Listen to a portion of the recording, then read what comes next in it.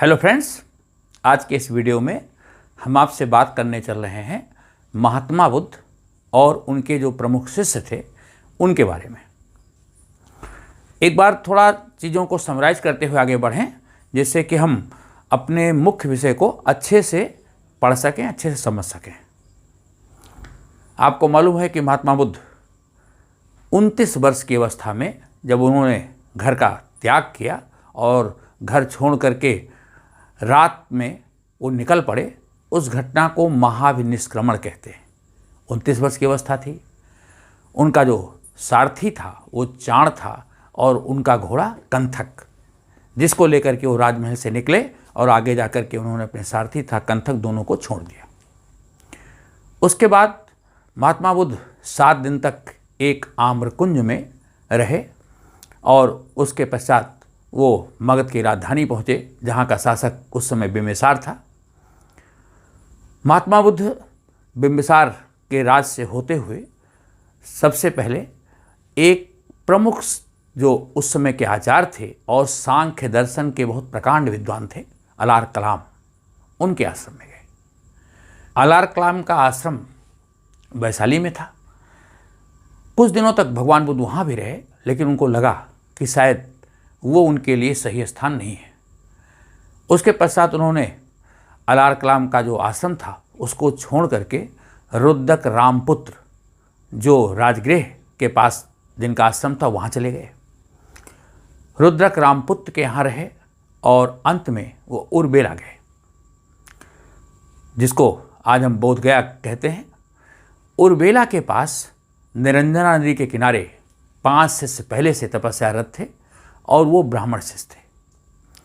उन ब्राह्मण शिष्यों के साथ भगवान बुद्ध ने भी तपस्या प्रारंभ कर दी, लेकिन उर्बेला का जो सेनापति था उसकी पुत्री सुजाता के द्वारा जो भोज्य पदार्थ लाया गया उसको जब भगवान बुद्ध के द्वारा ग्रहण कर लिया गया, तो जो ब्राह्मण सन्यासी थे उन्होंने भगवान बुद्ध का साथ छोड़ दिया और वो लोग मृगदाव या सारनाथ चले आए। भगवान बुद्ध उर्बेला में ही रहे। उसके पश्चात उनको निरंजना नदी के किनारे ज्ञान प्राप्त हुआ। सुजाता के द्वारा दिए गए भोज्य पदार्थ को ग्रहण करने से जिन ब्राह्मण शिष्यों ने उनको छोड़ा था वो तो चले गए सारनाथ। भगवान बुद्ध तपस्यारत रहे और उन्होंने मध्यम प्रतिपदा मार्ग का अनुसरण करते हुए 8वें दिन ज्ञान की प्राप्ति की और वो तथागत कहलाए। मतलब सत्य का ज्ञान उनको हो गया कि सत्य क्या है। तो इस तरह निरंजना नदी के किनारे बोध गया में उनको ज्ञान प्राप्त हुआ। ज्ञान प्राप्त होने के पश्चात उन्होंने बोध गया में उन्होंने 2 सेवक बनाए। वो 2 सेवक बंजारे समुदाय के थे, तपस्सु और भल्लिक। पहले 2 सेवक तपस्सु और भल्लिक, ये दोनों बंजारे समुदाय के थे और इनको उन्होंने अपना प्रथम सेवक बनाया। भगवान बुद्ध ज्ञान प्राप्त करने के बाद जब वो तथागत कहलाए या जिनको शाक्य मुनि कहा गया, वो बोध गया से सारनाथ है, जिसको रिस्पत्तन या मृगदाव कहा जाता था। और वहाँ पर उन्होंने सबसे पहला उपदेश उन 5 ब्राह्मण तपस्वियों को ही दिया जिन्होंने इनका साथ छोड़ा था। और वो 5 ब्राह्मण तपस्वी थे कौंडिन्य, औस, असिज, वप और भद्दी। ये 5 ब्राह्मण शिष्य, इनको इन्होंने सबसे पहला उपदेश सारनाथ में दिया। इस घटना को धर्मचक्र प्रवर्तन के नाम से जाना जाता है। धर्मचक्र प्रवर्तन के द्वारा भगवान बुद्ध का उपदेश देने का कार्यक्रम प्रारंभ हो गया। सारनाथ से प्रारंभ हुआ। उसके पश्चात भगवान बुद्ध वाराणसी गए और वाराणसी का एक नगर श्रेष्ठी था यश। यश, उसकी पत्नी, उसकी माँ, उसके परिवारीयजन, ये लोग उसके पश्चात भगवान बुद्ध के शिष्य बने। यस, बनारस का नगर श्रेष्ठी था। श्रेष्ठी का मतलब जो व्यापारिक प्रधान हो, ऐसा था उस समय। उत्पादन का कार्य करने वाले जो लोग थे या ऐसे व्यापार करने वाले जो व्यापारी वर्ग के लोग थे, वो श्रेणी में संगठित होते थे। और जो श्रेणी होती थी उसका जो प्रधान होता था, जो एक प्रकार से नगर सेठ आप कह सकते हैं, तो यस इस प्रकार का नगर सेठ था वाराणसी का। वो अपने परिवारीय जनों के साथ, जिनकी संख्या लगभग 50 थी, वो भगवान बुद्ध का शिष्य बन गया। उसके पश्चात भगवान बुद्ध पुनः वापस सारनाथ आ गए और सारनाथ में उन्होंने उपदेश देना प्रारंभ किया और प्रथम वर्षावास भी उन्होंने सारनाथ में ही व्यतीत किया। प्रथम वर्षावास ज्ञान प्राप्त के पश्चात जो उनका प्रथम वर्षावास था वो उन्होंने सारनाथ में व्यतीत किया। यहाँ एक शब्द है वर्षावास। ऐसा होता था उस समय आज की तरह यातायात के साधन भी इतने नहीं थे और जो 4 महीने का वर्षा ऋतु का मौसम होता था, उस दौरान जो संत महात्मा होते थे वो एक स्थान पर रुक करके वहीं पर निवास करते थे और वहीं पर लोगों को उपदेशित करते थे। क्योंकि नदी नाले सब बाढ़ से प्रभावित हो जाते थे, वर्षा के जल से भर जाते थे, तो ऐसी स्थिति में आवागमन उस समय रुक जाता था। तो जो संत महात्मा होते थे, ऐसे आचार्य होते थे, वो किसी एक स्थान पर जहाँ उनको सुविधा होती थी वहाँ वो वर्षावास व्यतीत करते थे। आज भी बहुत से संत इस प्रकार वर्षावास व्यतीत करते हैं। कई बार आपने देखा होगा जैन धर्म के संत वर्षावास करते हैं। तो भगवान बुद्ध का प्रथम वर्षावास सारनाथ में हुआ। कई बार क्वेश्चन पूछा था कि भगवान बुद्ध ने सबसे ज़्यादा वर्षावास कहाँ किया, तो उसका उत्तर है श्रावस्ती। कौशल राज्य की राजधानी थी श्रावस्ती, वहाँ पर उन्होंने 24 वर्षावास व्यतीत किए। 24 वर्षावास। और भगवान बुद्ध ने अपना अंतिम वर्षावास कहाँ व्यतीत किया था, वो स्थान है वैशाली। जीवन का अंतिम वर्षावास। तो ये बात क्लियर हो गई कि वर्षावास क्या है। अब भगवान बुद्ध सारनाथ से राजगृह की ओर चले। राजगृह का उस समय शासक था बिम्बिसार। बिम्बिसार से मिले। बिम्बिसार और उसकी पत्नी क्षेमा, वो दोनों भगवान बुद्ध की अनुयायी बन गए। वहीं पर भगवान बुद्ध को ऐसे शिष्यों को भी उपदेश देने का मौका मिला जो आगे चलकर भगवान बुद्ध के अत्यंत प्रिय शिष्यों में से जिनकी गणना की गई। सारिपुत्र,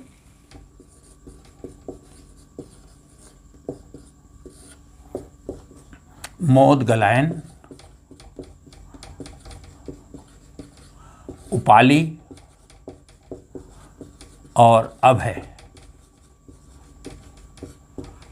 ये भगवान बुद्ध को राजगृह में मिले। सारिपुत्र को उपातिस्य नाम से भी जानते हैं।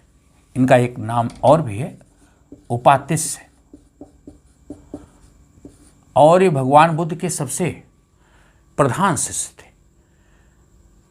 और ये भगवान बुद्ध के सबसे प्रधान शिष्य में से इनकी गणना होती है। कई स्थानों पर जहाँ भगवान बुद्ध की प्रतिमाएं हैं, उनके दाहिनी ओर इनको स्थान दिया गया है। बुद्ध के सबसे सन्निकट और सबसे योग्य शिष्यों में से इनकी गणना है। सबसे प्रिय शिष्य आनंद थे, लेकिन सबसे बुद्ध के निकटस्थ और अपनी साधना से उस तथागत पद को प्राप्त करने वाले दूसरे प्रमुख व्यक्ति थे संघ के सारिपुत्र। जन्म से ब्राह्मण थे, इनका जन्म राजगृह में हुआ था। और सारिपुत्र तथा मोदगलायन ये दोनों राजगृह के रहने वाले थे।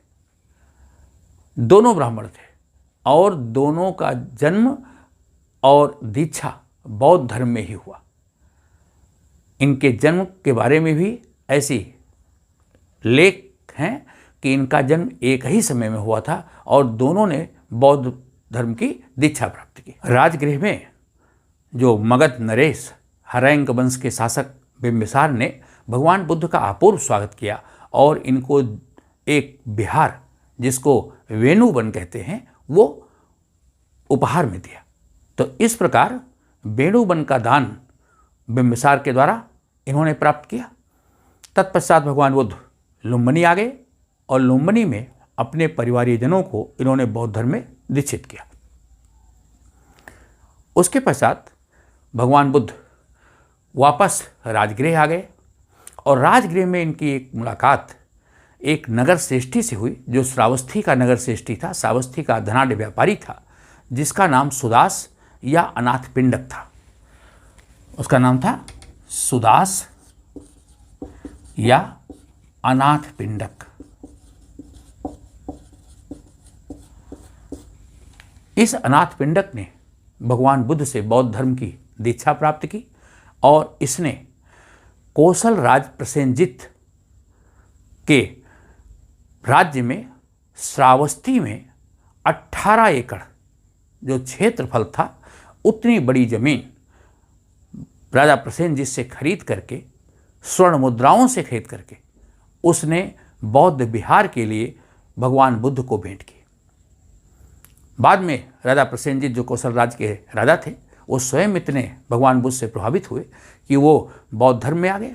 उन्होंने बौद्ध धर्म की दीक्षा ले ली और जो जेतवन का क्षेत्र था जिसको कि अनाथ पिंडक ने खरीदा था, उसे निःशुल्क कर दिया। वो सारा पैसा उन्होंने को वापस कर दिया और उस पैसे से वहाँ राजा के राजकुमार जेत के नाम पर जेतवन विहार बनाया गया और उस जेतवन विहार को बौद्ध संघ के लिए दिया गया।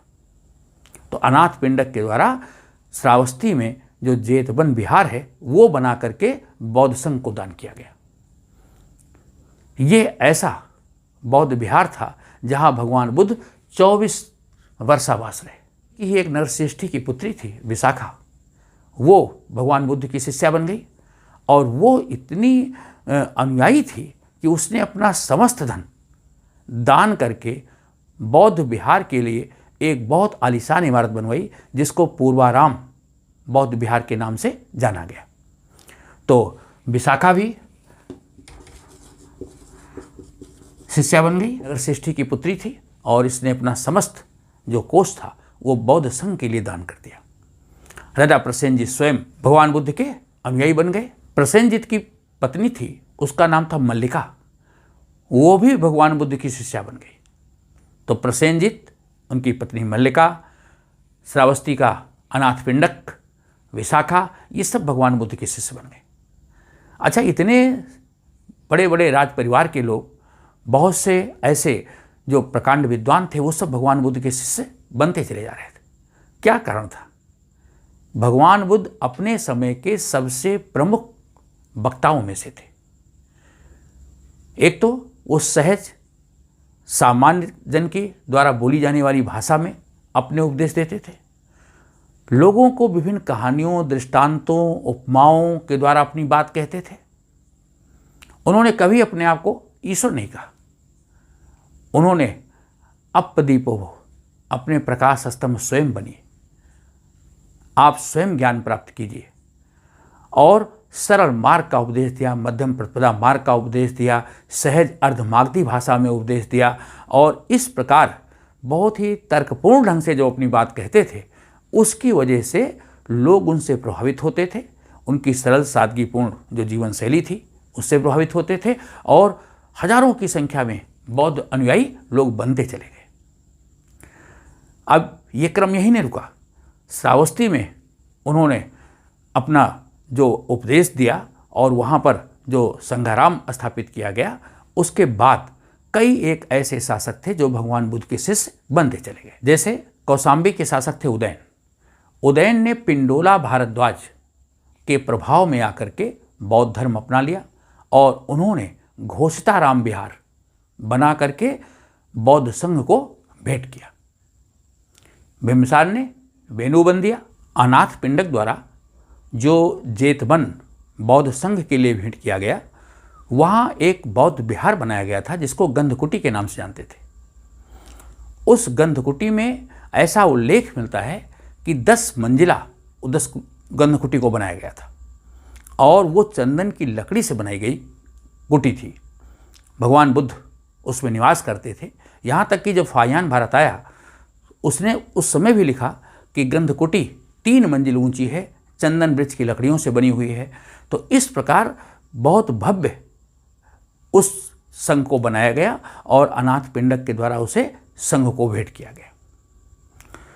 भगवान बुद्ध की जो कीर्ति थी, भगवान बुद्ध की जो इस पताका थी, फहरा रही थी, उत्तर भारत के अधिकांश राज परिवार के लोग इनके शिष्य बनते चले जा रहे थे, आम आदमी भी इनके शिष्य बन रहा था। भगवान बुद्ध के ज्ञान प्राप्त के 8वें वर्ष वैशाली के लिच्छवियों ने, जो गणराज था, उन्होंने अपने यहाँ इनको आमंत्रित किया। भगवान बुद्ध के प्रभाव में सभी लिच्छवी भगवान बुद्ध के अनुयायी बन गए और उन्होंने अग्रशाला नामक विहार बना करके बौद्ध संघ को भेंट किया गया। तो इस प्रकार लिच्छवियों ने महावन, बिंबिसार ने वेणुवन, अनाथ पिंडक ने जेतवन, घोषताराम विहार, उदयन ने बौद्ध संघ को भेंट किया। इस प्रकार ये राजे महाराजे भगवान बुद्ध के शिष्य बनते चले गए। भगवान बुद्ध ज्ञान प्राप्त के 20वें वर्ष श्रावस्ती पहुंचे, जिसको कि अनाथ पिंडक ने जेतवन बना करके सुसज्जित किया था। वहाँ उन्होंने डाकू अंगुलमाल को उपदेशित किया और वहीं पर विशाखा इनकी शिष्या बन गई। विशाखा के द्वारा जो पूर्वाराम विहार बनाया गया था, भगवान बुद्ध अधिकांश वर्षावास के समय में उसी विहार में रह करके उन्होंने लोगों को उपदेशित किया। भगवान बुद्ध ने अपने सबसे ज़्यादा उपदेश कौशल राज्य में श्रावस्ती में दिए और यही कारण था कि कौशल के बहुत से लोग भगवान बुद्ध के अनुयायी बन गए। अब भगवान बुद्ध ने अपना अंतिम जो भोज था वो अपने प्रेषित पावा के चुंद के यहाँ उन्होंने ग्रहण किया। जो उल्लेख मिलता है उसके अनुसार उन्होंने चुंद के यहाँ सूकर माद्य का सेवन किया और उसके बाद वो अतिसार रोग से पीड़ित हो गए और अंत में कुशीनगर में 80 वर्ष की अवस्था में उन्होंने महापरिनिर्वाण प्राप्त कर लिया। महापरिनिर्वाण प्राप्त करने से पूर्व उन्होंने अपना अंतिम उपदेश जिसको दिया उसका नाम था सुभद्र। सुभद्र को उन्होंने अपना अंतिम उपदेश दिया। तो इस प्रकार कुशीनगर में सुभद्र को अपना अंतिम उपदेश और 80 वर्ष की अवस्था में कुशीनगर में महापरिनिर्वाण प्राप्त किया। कुशीनगर कहाँ है? उत्तर प्रदेश में। तो इस तरह जन्म लुम्बिनी में ज्ञान की प्राप्ति, बोधगया में, सारनाथ में उपदेश देना प्रारंभ किया, धर्मचक्र प्रवर्तन प्रारंभ हुआ और कुशीनगर में महापरिनिर्वाण उनका प्राप्त हो गया। जब भगवान बुद्ध को महापरिनिर्वाण प्राप्त हो गया तो जो उनके अस्थि अवशेष थे वो 8 भागों में बांटे गए और जो उनके प्रमुख ऐसे राजे महाराजे प्रमुख शिष्य थे उन लोगों ने उन 8 जगहों पर अपने अपने हिस्से पर स्तूपों का निर्माण किया। जो 8 अंश उनके बांटे गए उनके ऊपर किन किन का अधिकार दिया गया? सबसे पहले कपिलवस्तु के शाक्य, कपिलवस्तु के शाक्य जो कि भगवान बुद्ध शाक्य मुनि कहे जाते हैं, शाक्य वंश के थे। तो कपिलवस्तु के शाक्य वंश के लोगों का अधिकार सबसे पहले था। तो पहले कपिलवस्तु के शाक्य लोगों को शरीर के अंश दिए गए। फिर मगध नरेश अजातशत्रु, बिंबिसार के उस समय तक मृत्यु हो चुकी थी, तो मगध के शासक अजातशत्रु,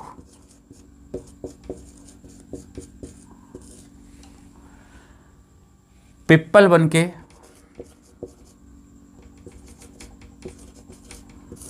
मौर्य वंश के शासकों को दिया गया। पावा के मल्ल, लोगों को शरीर का एक हिस्सा दिया गया। रामग्राम के कोलिये,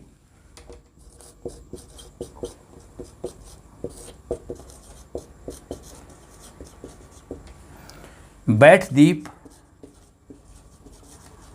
के ब्राह्मण,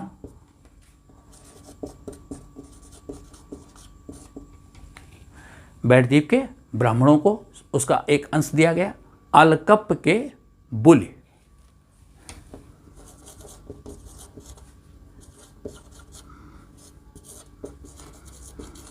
इनको शरीर का एक अंश दिया गया। एक प्रमुख राज परिवार था वैशाली की लिच्छवी।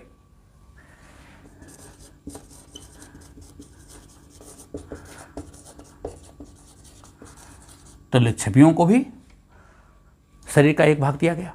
इस प्रकार 8 भाग किए गए। देखिए, कपिलवस्तु के शाक्य नंबर 1, मगध के अजातशत्रु नंबर 2, पिप्पल वन के मौर्य नंबर 3, पावा के मल्ल 4, राम के कोलिये 5, बैठद्वीप के ब्राह्मण 6, अलकप के बुली और 8वां वैशाली के लिच्छव। इस प्रकार 8 जगहों पर मुख्य स्तूप बनाए गए, जिसमें भगवान बुद्ध के अस्थि अवशेषों, शरीर के जो अवशेष थे उनको रख करके स्तूप निर्मित किया गया।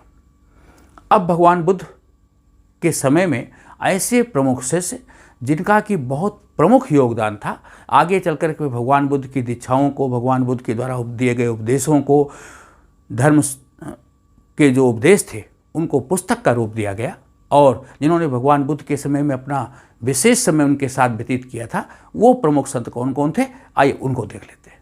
अब आइए हम देखते हैं ऐसे शिष्य जो महात्मा बुद्ध के बहुत निकट थे और संघ में जिनका प्रमुख स्थान था।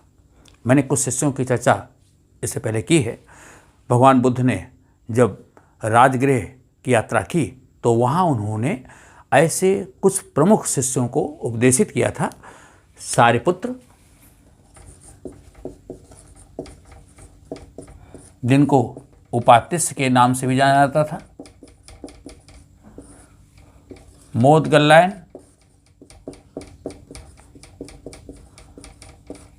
अभय, उपाली, इन शिष्यों को उपदेश दिया था। मैंने बतलाया था कि सारिपुत्र थेरवाद के प्रमुख शिष्यों में से थे, थेरवाद के प्रकांड विद्वान थे। मोदगल्लायन, सारिपुत्र दोनों ब्राह्मण कुल में जन्म लिए थे, दोनों की जन्मस्थली राजगृह थी और कहते हैं कि दोनों का जन्म भी एक समय में हुआ था और दोनों ने भगवान बुद्ध के धर्म की दीक्षा भी साथ ली। अभय, ये बिंबिसार के पुत्र थे। मगध नरेश हर्यंक बिंबिसार के पुत्र थे। उपाली नापित पुत्र था, ये नाई के पुत्र थे। नापित पुत्र, इनके जो पिता थे वो शाक्य वंश, जो भगवान बुद्ध का जन्म का वंश है, राजा शुद्धोधन के पुत्र थे। शाक्य वंश के थे शुद्धोधन।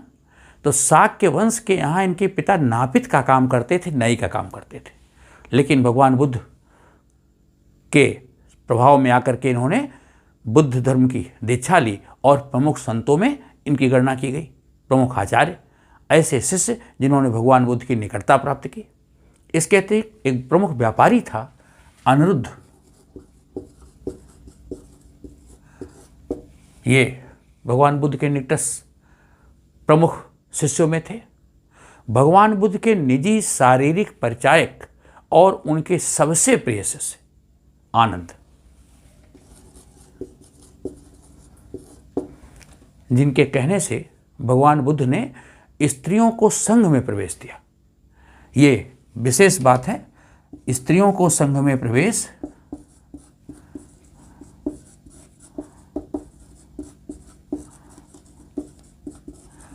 आनंद और भगवान बुद्ध ने अपनी मौसी प्रजापति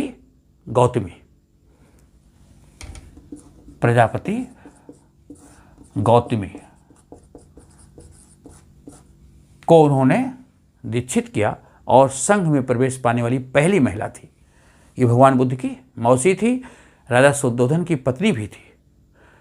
गौतमी स्वयं भी संघ की शिष्या बनी और इनकी पुत्री नंदा, वो भी जो भगवान बुद्ध की रिश्ते में चचेरी बहन हुई, वो भी शिष्या बनी, जिसको अभी हम महिला शिष्याओं में से आपके साथ जब बात करेंगे तो बतलाएंगे। तो सारिपुत्र, मोदगलायन, अभय, उपाल, अनिरुद्ध, आनंद, महाकश्यप,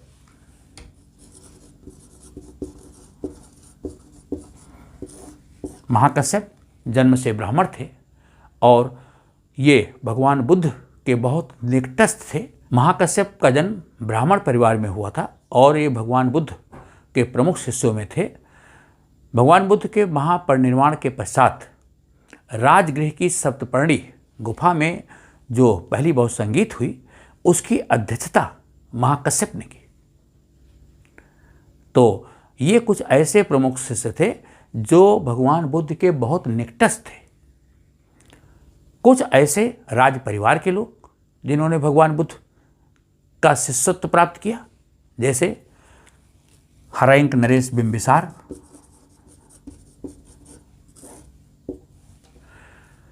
इसका बेटा अजातशत्रु स्वयं,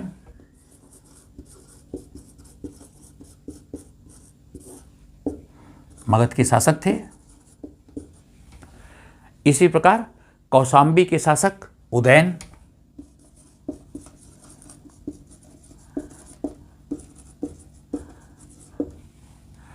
वैशाली के लिच्छवि,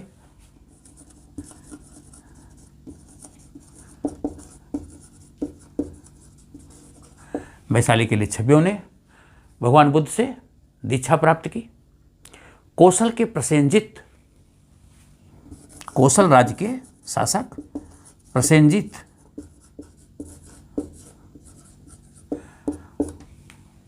जिन्होंने अनाथपिंडक को जेतबंद दिया था और बाद में जेतबन का मूल्य भी इन्होंने नहीं ग्रहण किया था। अनाथपिंडक, अनाथपिंडक, अनाथपिंडक वो नगर श्रेष्ठी था जिसने जेतबन को संघ के लिए दान में दिया था। सुदास नाम से भी इसको जानते थे। इसी तरह बिंबिसार था, इसको सैनिक के नाम से जाना जाता था।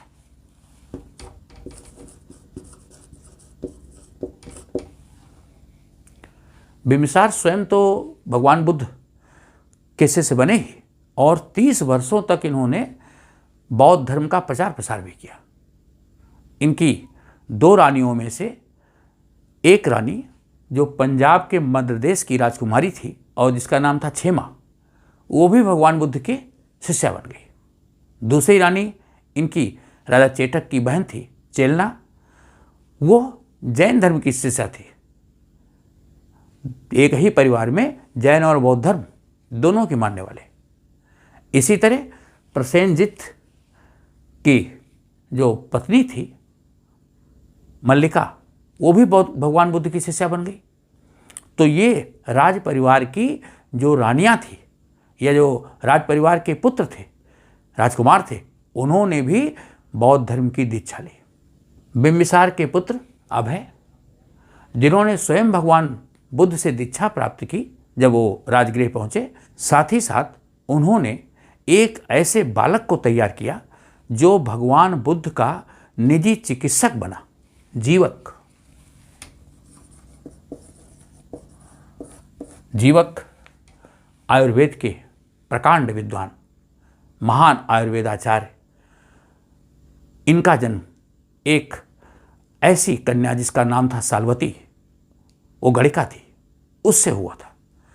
उसने लोक लज्जा के भय से इनको कचरे के ढेर पर फेंक दिया था। बिंबिसार के पुत्र अभय को वो बालक मिला।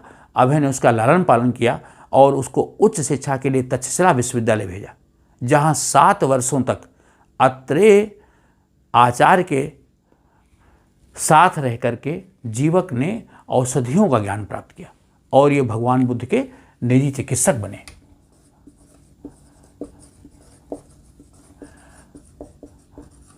साथ ही साथ बौद्ध धर्मानुयायी बन गए। इन्होंने औषधियों के ऊपर बहुत ही गहन अध्ययन किया और भगवान बुद्ध की चिकित्सा के साथ साथ इन्होंने अपने समकालीन जो शासक थे उनकी भी चिकित्सा की। बिंबिसार की चिकित्सा की, कौशाम्बी नरेश चंद्र प्रदोत की चिकित्सा की। तो इस प्रकार एक ऐसा प्रकांड विद्वान आयुर्वेद का, उसको भी अभय ने भगवान बुद्ध के साथ जोड़ा और उनके निजी चिकित्सक के रूप में उसने अपनी सेवाएं दी। तो ये कुछ प्रमुख शिष्य थे। कुछ ऐसी महिला शिष्याएं भी थी जिन्होंने भगवान बुद्ध से दीक्षा प्राप्त की।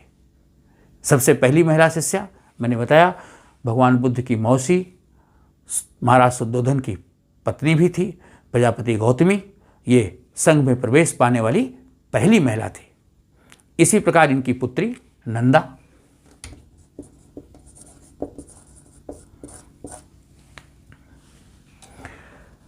बिंबिसार जो मगध नरेश थे, इनकी पत्नी मध्य नरेश की राजकुमारी क्षेमा,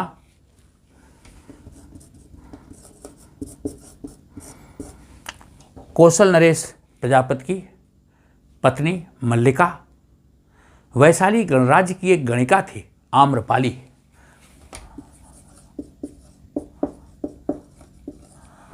जब वैशाली गणराज्य के लिच्छवियों के बुलावे पर ज्ञान प्राप्त के 8वें वर्ष भगवान बुद्ध वैशाली गए तो आम्रपाली अत्यंत रूपवती गणिका के रूप में थी। वो नगर वधू थी वैशाली की।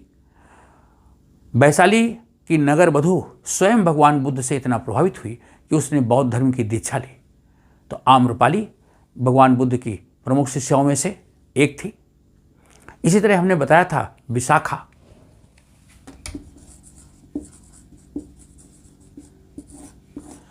जिसने अपना समस्त जो धन था उसको बौद्ध संघ के लिए दान दे दिया था और उस धन से श्रावस्ती में पूर्वाराम विहार बनाया गया था, जहां भगवान बुद्ध ने 24 वर्षावास व्यतीत किए थे और खास करके भगवान बुद्ध उस पूर्वाराम विहार में ही रुका करते थे। ये रहने वाली कहाँ की थी? ये अंग राज्य के भद्दीय एक श्रेष्ठी था, उसकी पुत्री थी। अंगराज के भद्दीय एक श्रेष्ठी थे, नगर श्रेष्ठ थे, प्रमुख व्यापारी थे, उनकी पुत्री थी।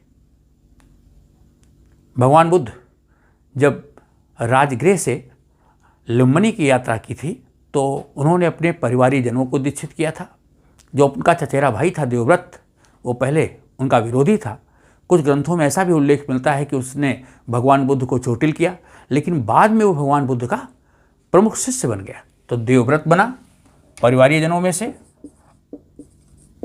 और इनकी पत्नी यशोधरा और पुत्र राहुल, इन्होंने प्रवज्ञा ग्रहण की। यशोधरा ने भी प्रवज्ञा ग्रहण की और वो भगवान बुद्ध की धर्मानुयायी बन गई। तो ये कुछ ऐसे प्रमुख शिष्य थे, पुरुष और महिला, जिन्होंने भगवान बुद्ध की निकटता प्राप्त की और जिनको संघ में प्रमुख स्थान प्राप्त हुआ। मित्रों, आपको वीडियो कैसा लगा? आप अपनी प्रतिक्रिया भी देंगे।